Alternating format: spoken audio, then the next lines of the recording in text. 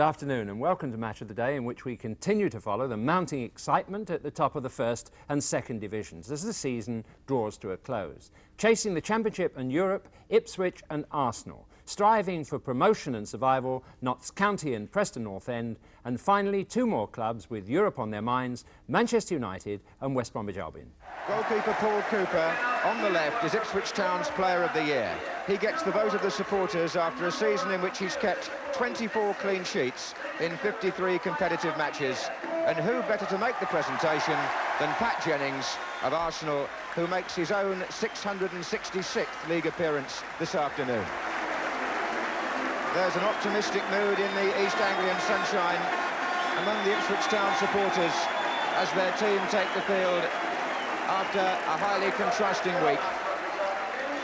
But the team news today is that Franz Tyson is out with a groin strain, and Kevin O'Callaghan comes in on the right-hand side of the Ipswich attack, with number 11 Eric Gates playing perhaps a little deeper than normal, and Tommy Parkin the substitute.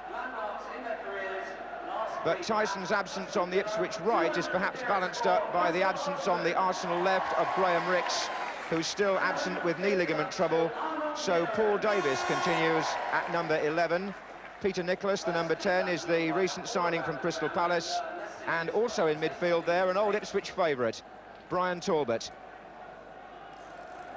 Back on familiar ground, he played the first of his 3 successive FA Cup finals for Ipswich against Arsenal in 1978.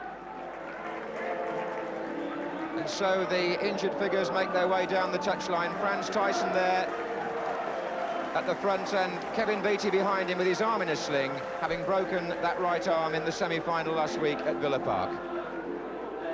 The Ipswich manager is hopeful that if he rests Tyson today, he may be available for the UEFA Cup semi-final in Cologne on Wednesday. The referee today is Brian Martin from Keyworth in Nottinghamshire. So away go Ipswich in the white shorts, playing from the right. And if any team knows how Ipswich feels, it must surely be Arsenal, who last season themselves played 70 matches, chasing 2 cups in the end. Ipswich could play 66 this season in all. Stapleton, Talbot coming through, Hollins, Davis. Left-footed Paul Davis. Was Osman for Ipswich.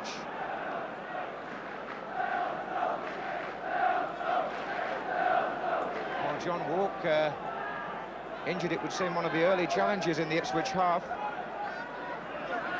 Hobbling quite badly. There's an appeal for offside. Flag stayed down. McCall to Muren. Challenge was by Nicholas. John Walk seems to have a real problem. Davis. Well, that happened in the opening minute as Walk went in for a challenge. Good tackle there by Brian Talbot. Looking for Kenny Sansom on the run. Butcher going across. Davis just behind. Talbot. Davis. Offside this time. But the referee, in fact, had already stopped the game for a foul and wants John Walk to receive attention as well.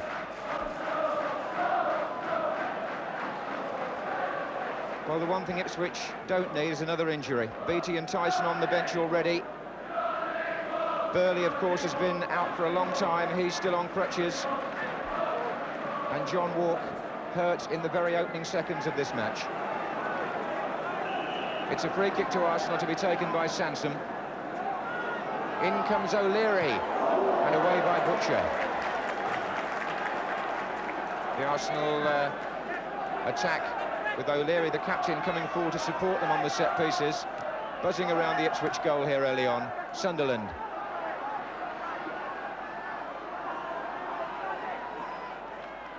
Here's John Devine. That's awkward, and away this time by Mariner, who's had to go back to help out.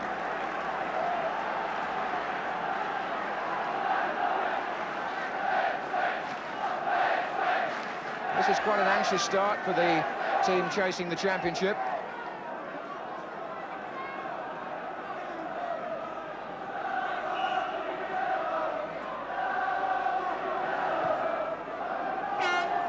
Willie Young, Cooper up there, and a foul.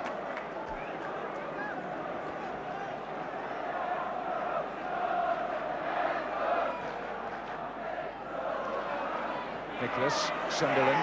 Talbot's made a run in the inside left channel. There he is. Gates. Offside against Brazil, but in fact, even as the linesman's flagged, Alan Sunderland caught Eric Gates very late indeed when the ball had gone, and the referee won't stand for that. He's speaking to Sunderland.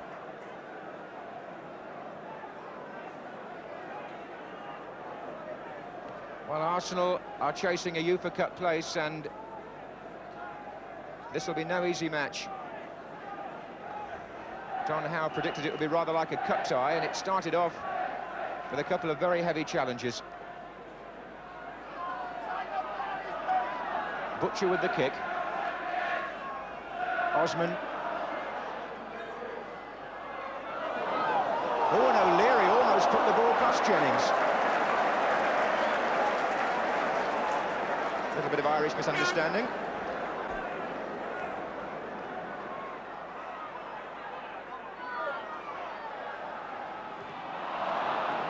And that's Sanson.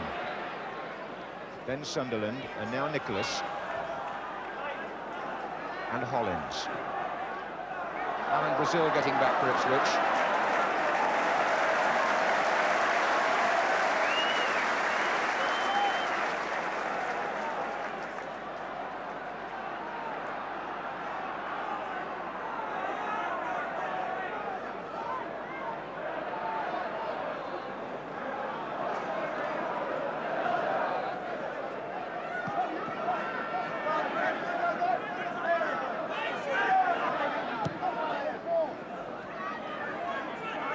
Walk seems to have shaken off the worst of the injury, certainly running more smoothly now. There's Butcher. Gates forced to go back to Mills. O'Callaghan.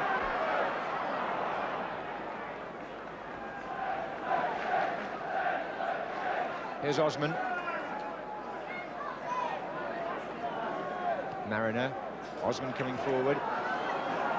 Slightly awkward challenge. The referee said play on because Osman had a chance of keeping the ball. Willie Young finally sorted things out after getting into a little bit of a tangle with Kenny Sansom.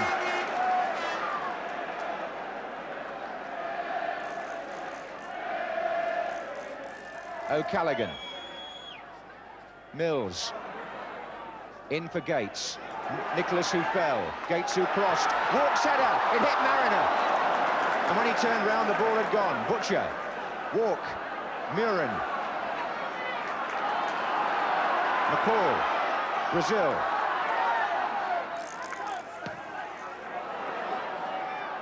Gates is there. Well saved by Jennings, and how many goalkeepers, I wonder, would have allowed that ball to come back off their body as Mariner closed in for what would have been a rebound chance. It dropped for Eric Gates, he hit it. Jennings not only stopped it, he held it. Wonderfully consistent still, Pat Jennings, at the age of 35. McCall, Robson, the manager there, pointing, anxious that Ipswich establish an early superiority on this game. But never easy against Arsenal, who are so concentrated in their shutting down of the opposition, something which the Ipswich manager knows only too well. Eric Gates has got a problem now. He's had a calf strain during the week, and I think it may be that the gamble has failed. He's gone across to tell the manager, and Tommy Parkin appears to be certain to come on as substitute. So the Ipswich chapter of injuries continues. Tommy Parkin, who's been selected as substitute because they were worried about the midfield, with a gamble on Gates which has failed. Here's Davis.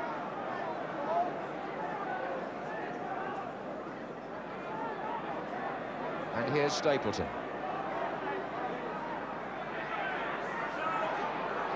Still Stapleton. Here's Nicholas. Oh, that's his first goal for Arsenal. And how? No, it's not. Offside. There's a flag up. There was a flag up on the far side, and Nicholas's celebration cut short. See it again here, as Arsenal attack down the left, pulled back by Stapleton, and see the player there, could have been Alan Sunderland, in an offside position, but certainly the goal wiped out. The referees have been persuaded by Arsenal to go and talk again to the linesman, although the players got back to the centre. Was the player interfering is the big question. The flag was up, that's why the referee changed his mind. But a consultation now between the two officials, and a goal is given. A goal is given, and Nicholas scores for Arsenal, his first for the club, when at first it appeared to have been disallowed. Tommy Parkin comes on in place of the injured Eric Gates, and everything going wrong here for Ipswich. Let's not take any credit away from Nicholas, it was a lovely shot.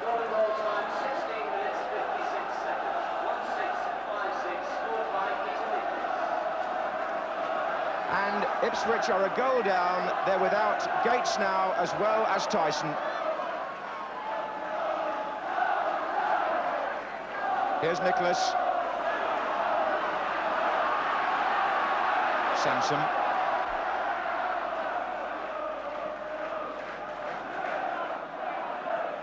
Just going off there, a calf injury, which didn't stand up to the pressures of this first half. Brazil.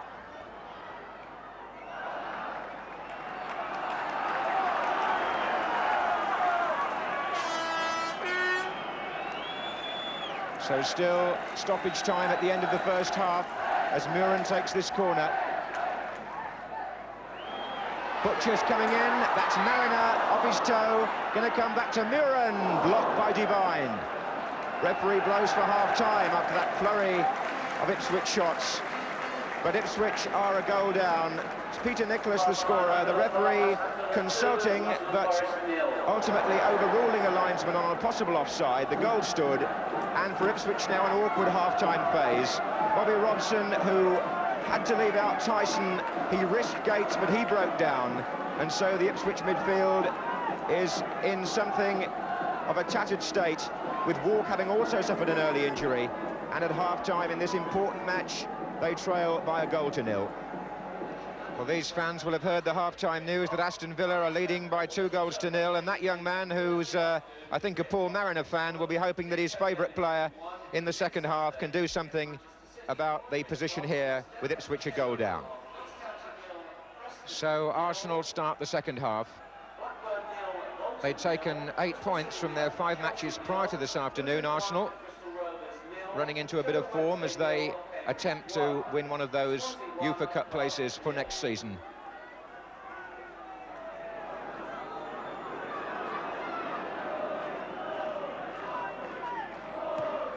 Well, what a bad ball from Kenny Sansom. Went back for him by Hollins. Here's Davis.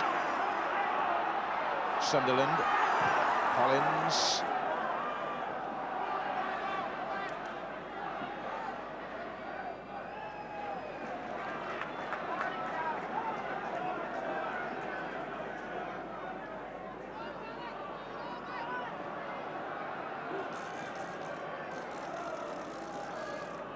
There's Butcher. Nicholas. Stapleton with Butcher. It's become a very scrappy game now in parts, not much shape to either side. But Arsenal can play with a certain amount of freedom from pressure, which is partly down to their 1-goal lead, but more down to the fact that Ipswich have got so much to lose here. That was O'Leary's header. And here's Mariner. Osman. Mills.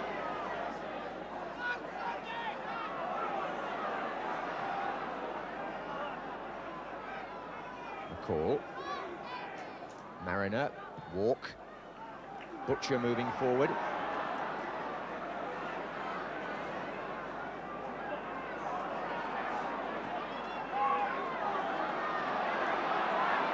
Mills looks for Brazil, who's pulled away from Nicholas. Good save by Jennings. Alan Brazil found lots of space on the near post area there. Mills found him. The shot had power, but Jennings' body, as so often, was in the way. Parkin. Jennings is there again, and again he denies Brazil. Same player, twice thwarted by such a fine goalkeeper. The first save right out of the Pat Jennings manual.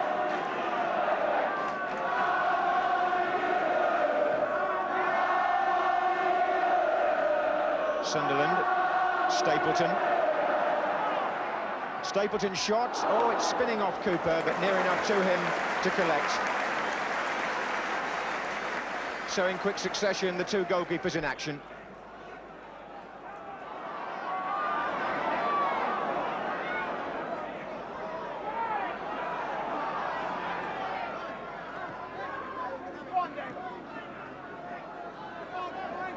Osman.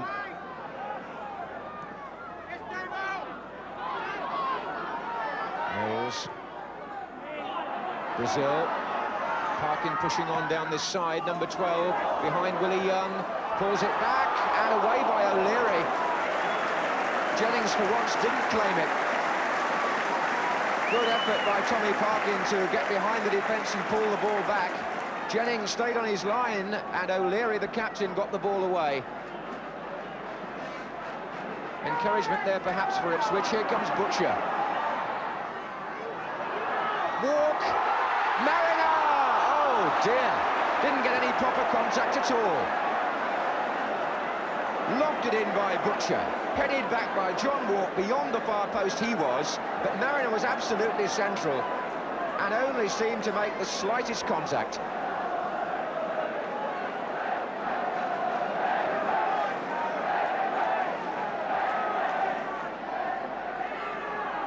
Muren.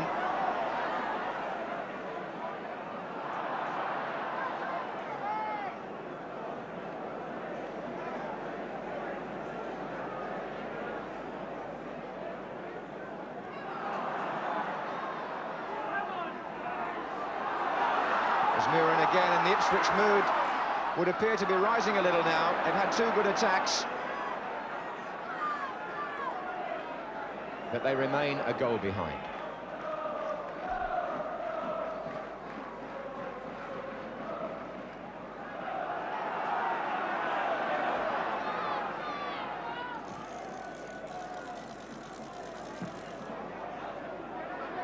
Mills.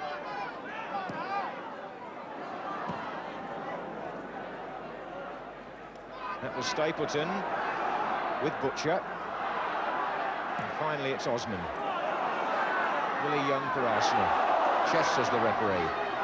So Young is able to carry on. And then he fouls Parker.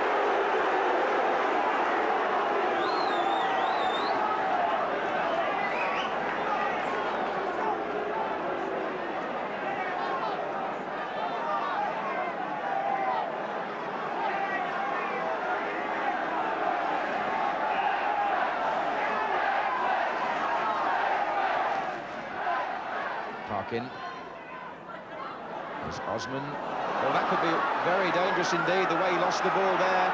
Kenny Sansom, the man making the break. On the far side, John Hollins supporting. Ipswich have got people back now. Here's Devine.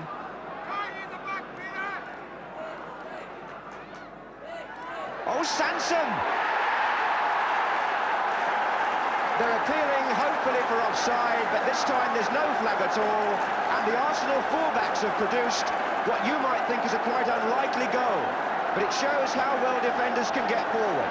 Kenny Sansom made the initial break after Russell Osman had lost the ball. The play went on. John Devine came up on the right to help John Hollins. It was Devine's cross. Sansom was totally unmarked. 2-0 to Arsenal.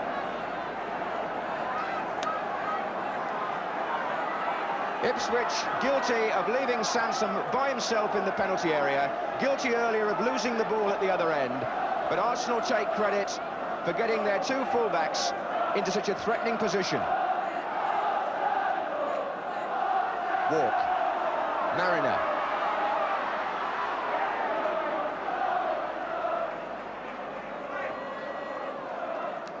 Well, Marin are angry about the decision going against him, but most things are going against Ipswich at this stage of the afternoon. Hence the happy Arsenal supporters, as Kenny Sansom scores his third goal since joining them from Crystal Palace. Parkin, Mills. Walk. Callaghan. Murin.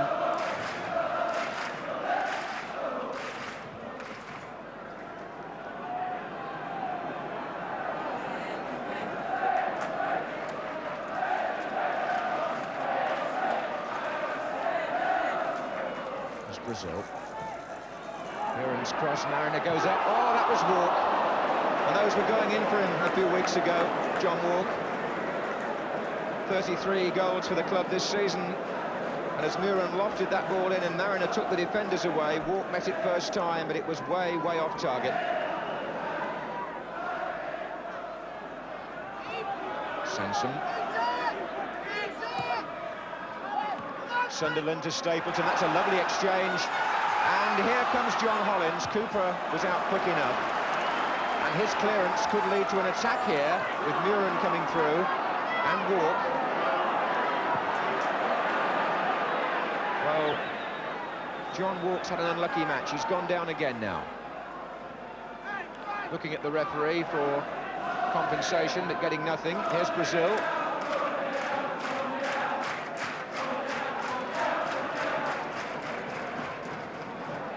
Stapleton.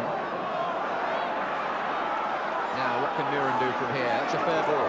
Parkin. Oh. Well, maybe the lack of experienced players to support the likes of Murin has been something of a factor in recent weeks for Ipswich, with so many matches to play, and one or two players have come into the side without the real experience of big-time football at this level.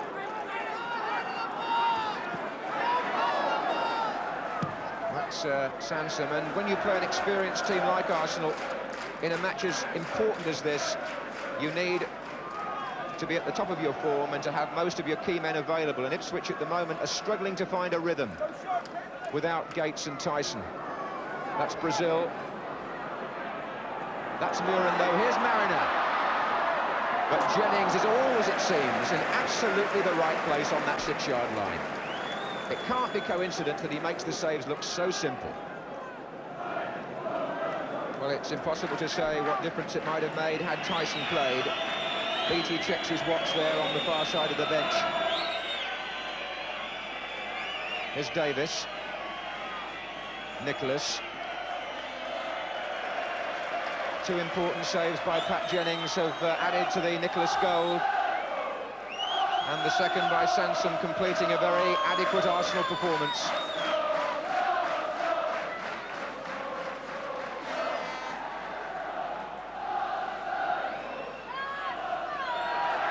And so the great unbeaten home run ends. Ipswich beaten at Portman Road for the first time in 47 competitive matches.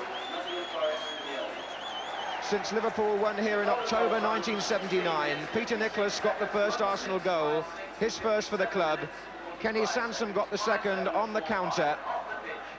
And the pendulum of the championship appears to have swung again in this very exciting finale. Ipswich, their spirits revived in midweek. Their spirits dampened again today with a final score here of Ipswich 0, Arsenal 2. As John said, what a topsy-turvy week for Ipswich. Dejection last Saturday, elation on Tuesday as they re-established themselves as favourites for the title, and now after yesterday's defeat they trail Villa by 3 points, but still with a game in hand. And tomorrow they go to Norwich, unsure about the fitness of Tyson, but definitely without Eric Gates, probably for all of this week's games too. So once more, Bobby Robson found himself on the rack. What now? Hard to say, really, and difficult to know what to say sometimes, I think, in football. It can be dramatically just the same situation now, again, in our favour by Monday night. I mean, you've got to believe in that. Aston Villa, I believe, play away from home, so do we. if they lose, we win, it's gone again. I mean, you've just got to believe that that's going to happen. We've got to play a bit better. I mean, we opened the Championship wide open on Tuesday night at Aston Villa, and we've lost it again. We seem to get ourselves in marvellous positions where all we've got to do now is drive the car, and we keep slipping up.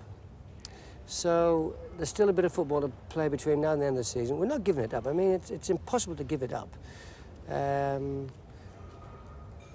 But at the same time, there's all sorts of little things we've got to work out, haven't we?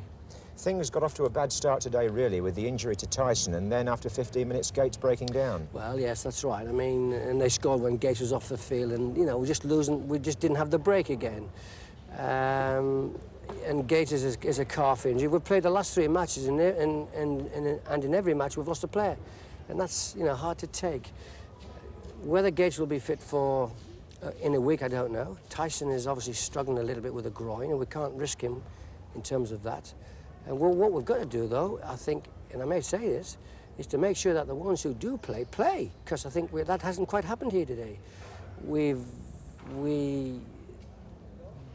didn't think, really commit ourselves to the match. Not all of the players. Mickey Mills was a marvellous example. I mean, he's the oldest in the team, and he's run further than anybody.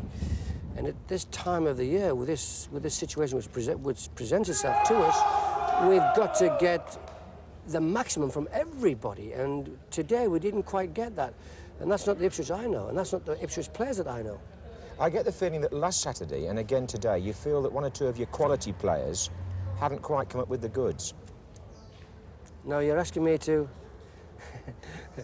say something that I might sort of regret publicly.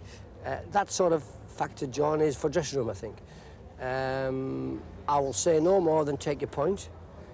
We got it out of them on Tuesday, after last Saturday. We've got to get it out of them again on Monday. I don't quite know why we don't want to all play, because if we're not going to play in this sort of situation with a championship to play for, I'm scratching my head, aren't I? Yeah, we've got our thinking to do with 1 or 2, and we're going to have to smack 1 or 2 around the ears, I think, and we shall do that. An indication there that our marathon First Division Championship is, for better or for worse, the most difficult prize to win in World League football. And you probably noticed there another example of the interpretation of interfering when Nicholas scored for Arsenal. The linesman had his flag up for offside, but after consultation, the verdict seemed to be not interfering, and this time quite rightly in my view. There's no way in which Stapleton, who provided the pass from which Nicholas scored, should have been given offside. Otherwise, the legendary Stanley Matthews could have been deemed offside for every goal he created by his magic in dribbling to the goal line. And in this case, Stapleton was wide enough to be considered not interfering, even by the most extreme interpretation of the law. In the very spirit of the game, who'd want to deny a goal for a shot like that anyway? But looking at the incident again from our isolated end-on camera, it can be seen that Sunderland, number 8 on the corner of the 6-yard area, could also have been in an offside position, and arguably, depending on the referee's interpretation, according to guidelines he might use, interfering. But in no way could it be argued that Sunderland's presence made any difference whatsoever to Paul Cooper's chance of saving the shot. Now to our second game between 2 of the founder members of the Football League, Notts County and Preston North End. 2 second division sides with contrasting aims just now. County to get back into the First Division for the first time since 1926. Preston fighting for the points to prevent them falling into the Third Division for the 3rd time in 11 years. Your commentator at Meadow Lane, David Coleman. There's a real danger of Notts County, the oldest Football League club, arriving back in the First Division without ever being noticed. But the fact is that they've occupied a promotion place throughout the season, and 3 of their last 5 matches are now at home. The last time they played in the First Division was 55 years ago, and the side selected today to try and take them 2 points closer to the very top level is the team that gained a valuable point at Derby County last week after being 2-0 down. The best-known name, Don Masson, the Scottish international at number 8, who at 34 is now enjoying outstanding form. The leading scorer, Trevor Christie, a bargain buy from Leicester for just over £80,000. A typical piece of good shopping by manager Jimmy Cyril. And Christie has responded with 17 goals this season. Preston North End, after winning both last 2 matches still need all the points they can get to avoid the drop to Division 3. But their form has been encouraging, their fight perhaps reflecting the determination of manager Nobby Stiles, a key figure, of course, in England's World Cup winning team of 1966. This is the side that won at Cardiff City last week and beat Sheffield Wednesday in midweek. 1 or 2 familiar names, Franny Burns at number 3 and John Blackley at number 6, both Scottish internationals, and the attack led by Steve Elliott, transferred from nearby Nottingham Forest for £95,000, leading scorer for Preston last season, and 9 goals this time, including a goal in each of the last 2 games. Pedro Richards now for Notts County. It's a bit too long. The goalkeeper, Roy Tunks. Flick by Elliott, that's Houston. Strong little player. But into trouble, Kilcline got it. It's Hasselgrave giving it away to Goodwin. Now number 7.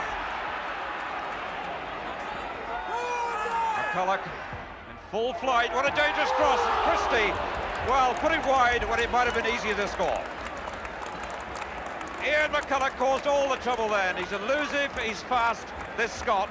He made ground on the right, hit the ball hard across the face of the goal. Difficult for defenders to deal with, but Christie got to it and knocked it wide.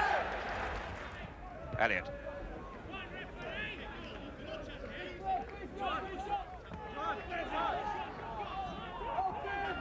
Masson. Almost everything's ready through him in midfield. Good screening by Christie, and he was fouled by Blackley. Benjamin to number 4, Goodwin. Read by Burns very easily. Now Masson for Notts County. Hunt to Christie. Benjamin number 2. Surely too near the goalkeeper. Is troubled by the sun. And what a big jump by McCulloch. And the whistle has gone. No, well, it hadn't. So there's an escape there. The ball knocked over the top by Blackley.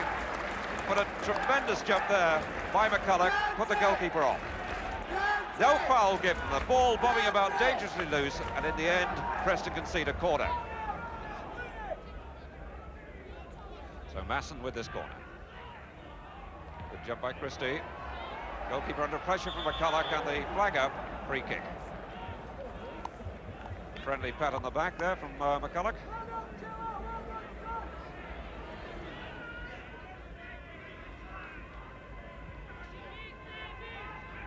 Taylor looking to Baxter. Elliott found well. Now Houston. On for Bruce. Oh, good save by the Yugoslav goalkeeper. Avramovic was right there to cut it off, but Bruce especially dangerous in those positions. He scored a goal from just that position last week against Cardiff. Spun quickly on the ball, right-footed, but Avramovic had cut down the space he'd got to shoot at and was in the right place.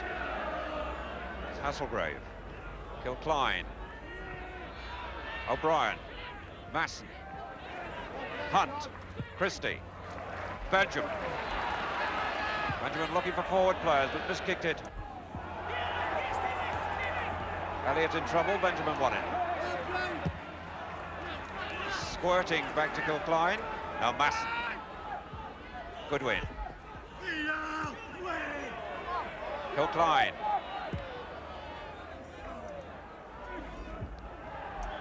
Flag was up, some pushing there, and McCulloch applauds the linesman.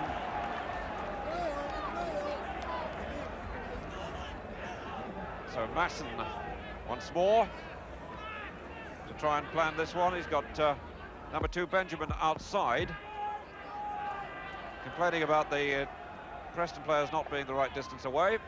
Kilcline has gone forward, but the ball knocked short. Oh, was that a trip? McCulloch went down, and the referee has ignored it. Well, the ball crossed to the near post by Masson. McCulloch clearly went down there, but the referee smiles, turns away, and gives a corner. So Masson with this corner. Tunks hardly got there, but Christie knocked it wide. Not an easy match for Jimmy Cyril to watch, but expressionless. Veteran Scott. Burns.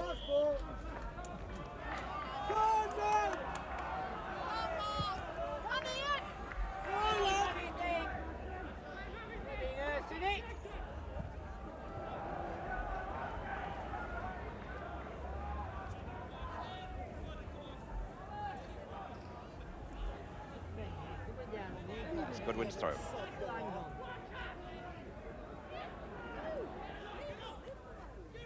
McCulloch.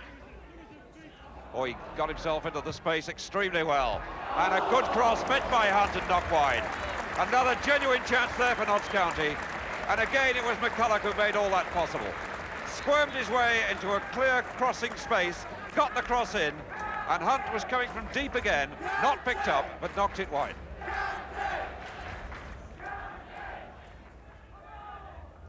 The ball came off the corner flag.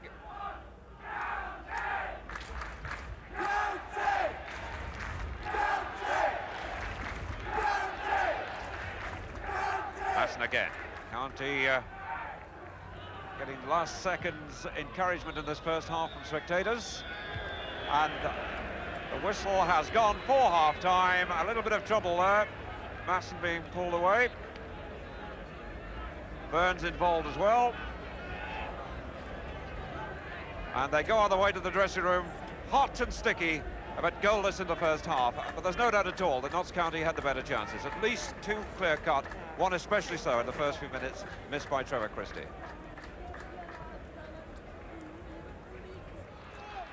Goodwin. County looking for a quick break, but Preston getting players back, and they've got them back in numbers now.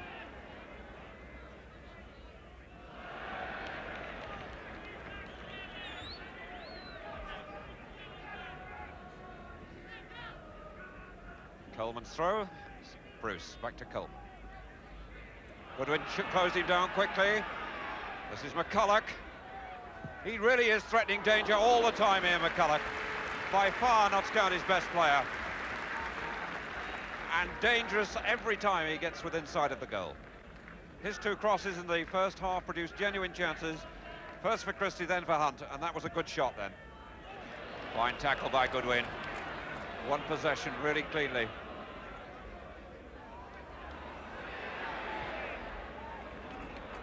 Ian McCulloch. Most of the good things for Notts County have stemmed from him. Christie! And right there as well was Taylor. I don't think Christie got the touch. It was Taylor, I think, in front of him, the defender. Again, though, Ian McCulloch set it all up. The third time, crosses from him on the right, of course, trouble. Each might well have led to a goal. Trevor Christie under tremendous pressure there from Brian Taylor. Not sure who got the touch, but it went well wide. Keep passing that ball! Come on! Message going out there from the Notts County bench. O'Brien's headed to Masson. Beaten by Hasselgrave. Ball is terribly awkward to control. It really is bobbling and bouncing all over the place. Pitched bumpy after a week's sun.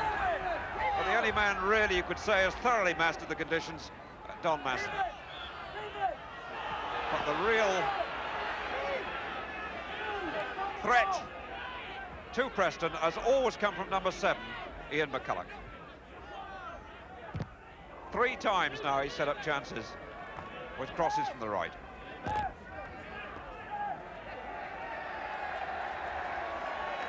And the substitution about to be made, young David Bevan, 18 years old, played only about 5 or 6 senior matches, comes off, hardly surprisingly, and Rashid Harcook, the former Queen's Park Rangers player, goes on.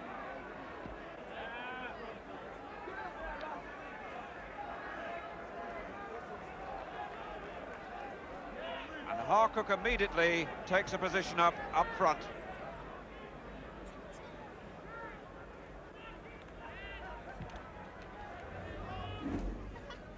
Kilcline.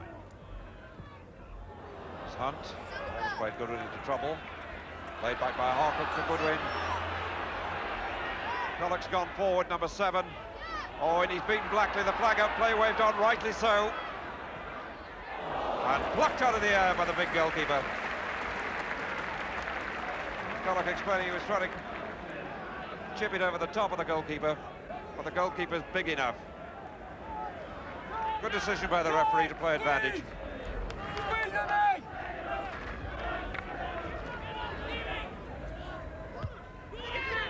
Ball spinning to Hunt. And they're playing injury time now, or stoppage time.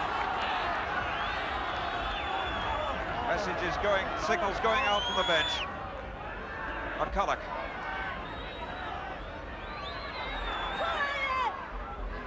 Cook. Oh, and McCulloch had gone back into the middle. Total breakdown. Goal kick to Preston North End. The inquest continues between Harcook and McCulloch. Unfortunate misunderstanding. Rashid Harcook.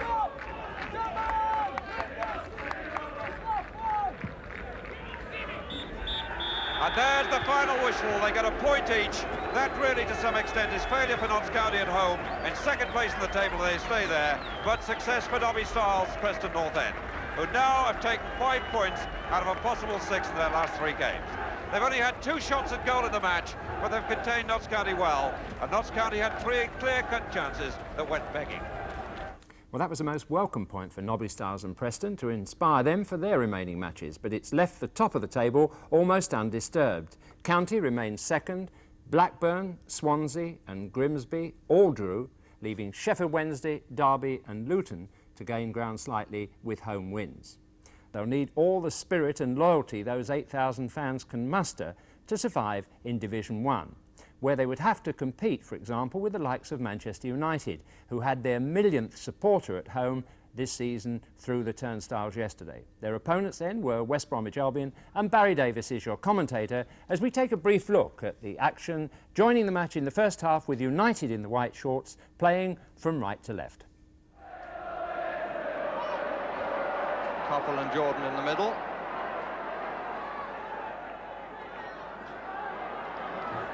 Five Albion players watching them. And the challenge was from Remy Moses there.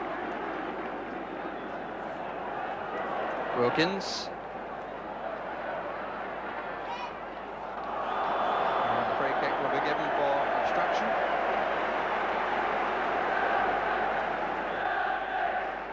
Taken by Wilkins. And put in with some comfort by Joe Jordan. The ball curled in. Jordan just hounded in on it, and Tony Godden had no chance. So the opening goal for Manchester United with barely 2 minutes gone. Too much flow so far from Albion. Fair amount from United. Bertels. Macari.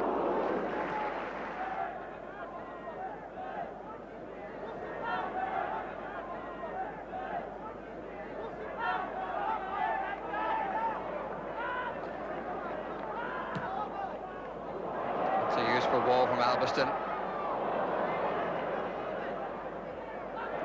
And here's Bertels. The crowd absolutely willing him to find the target. But instead, he hit the side netting. At least he was prepared to have the crack without hesitation.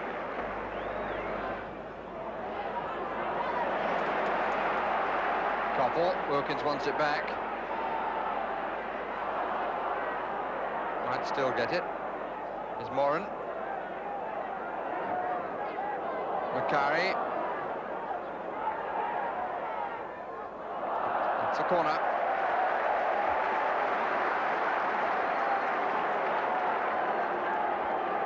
Gordon McQueen going forward. Number 5, right under the line. And comes off the line. Gordon gets a good punch. Duxbury. Oh, I say! Oh, that's got to be the cheekiest goal of the season. Scored by Lou Macari. And he's the sort of player, Lou Macari, apt to improvise. And with his back to the goal, A back heel went in, clean as a whistle.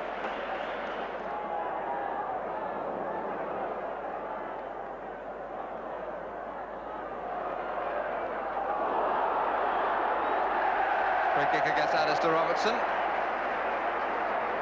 Which had, I think, something to do with frustration.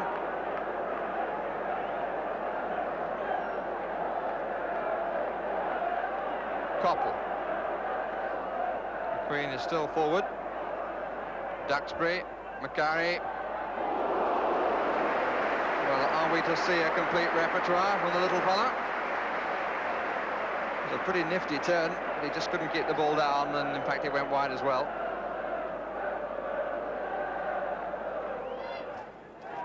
If anybody needed proof of what a funny game football is, before this run of United, which now looks like going to 8 games without defeat, 5 games before that have brought 4 solitary goal defeats and a 0-0 draw. In fact, they'd only managed 2 wins in 14 games following their best performance perhaps of the season, winning 4-1 at Brighton. And they really played well in the first half. Here's Regis, and that will certainly be a free kick. John Wyle has come up on the near side. Number 5, Alistair Robertson, number 6. And there's Regis! And a very comfortable goal for the opposition centre-forward. 63 minutes gone, and Bailey coming off his line didn't get there, neither did any defender. And Regis brings the game back to life. Robson.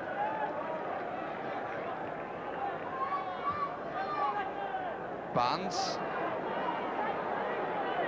Statham. Moses. Been certainly looking more businesslike now. Barnes. It's the first time he's tested Duxbury on the outside. Useful cross too. And Regis trying to pick his moment. Here's Moses. And turned away by Lou Macari, who is quite determined to be in all the action that counts.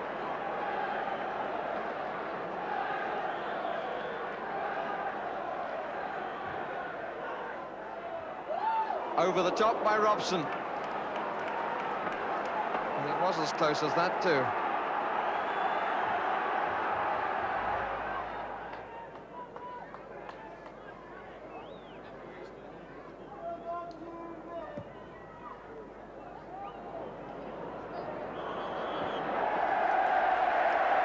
The foul given for the push by John Wyle on Joe Jordan.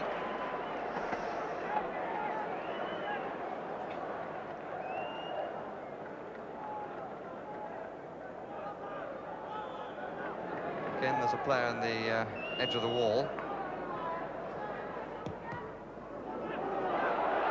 And Macari! There was a moment then when the ball seemed to disappear, but in fact, Macari turned and suddenly it was at his feet. Well, what a difference the last few weeks and a full team have made to Manchester United. That goal of Lou Macari's illustrated far more than words that their confidence is back. But a word or two from the irrepressible Lou about that goal wouldn't go amiss. Well, a little bit of cheek attached to it. Mike Duxbury. The ball came out to Mike, and as he went to connect, I was aware that he wasn't going to hit it too well. And of course, he sort of miscued altogether, and it was spinning. Had I let it go, I think it would have ended up at the corner flag after it hit my foot. And I knew there's West Brom players all round about, so I back-heeled it. And it was nice to see it going in. But it was by no means a dribbler over the line, was it? It went in with some venom. Oh, no, I can back-heel them. I'm told you do that quite often in practice. Well, the managers never kept quiet about the one I scored yesterday at training, but they don't count. I mean, today's counted. I call that the cheekiest goal of the season. Would you go along with that? Well, I hope so. I hope it's the cheekiest. Well, that cheeky goal has suddenly put a question mark against West Bromwich Albion's chances of a place in next season's UEFA Cup. Albion slipped below Southampton on goal difference, and Arsenal's win at Ipswich puts them on 47 points as well.